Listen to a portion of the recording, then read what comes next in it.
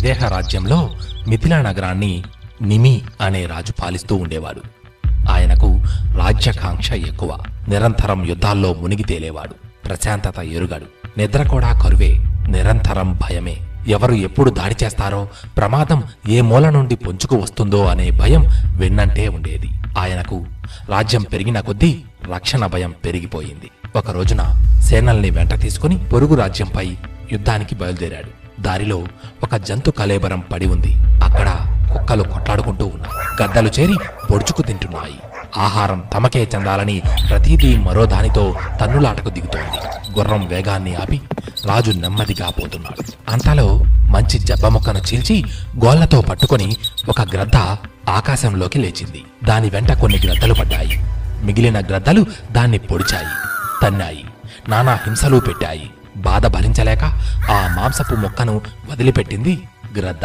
ఆ వదిలిన మొక్కను మరో గ్రద్ద తన్నుకుపోయింది. ఇక గ్రద్దలన్నీ దాని వెంట పడ్డాయి, పొడిచాయి, తన్నాయి. చివరకు మాంసపు మొక్కను ఆ గద్ద కూడా వదిలిపెట్టింది. ఆ మొక్కని మరో గ్రద్ద పట్టుకుంది. అది తన్నులు తింది.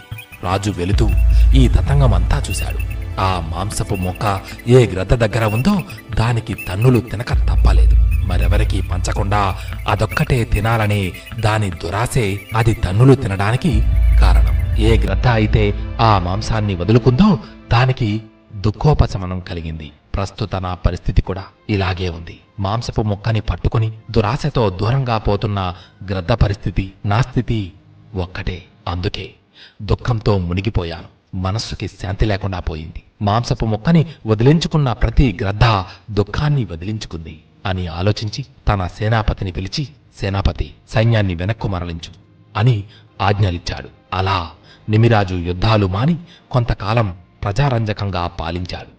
ప్రజలకు ఆయనకు యుద్ధభీతి పోయింది. మరికొన్నాళ్లకు తన రాజ్యాన్ని మంత్రిమండలికి అప్పజెప్పి రాజ్యత్యాగం చేసి మౌనిగా మారిపోయాడు నిమి చక్రవర్తి. ఇక అప్పటి నుండి పరమ ధార్మికుని జీవితం గడిపాడు. హింస, దురాశ, దురాక్రమణలు ఇవన్నీ దుఃఖకారకాలే అని బుద్ధుడు చెప్పిన ఓ చక్కని సందేశాత్మక కథ ఇది.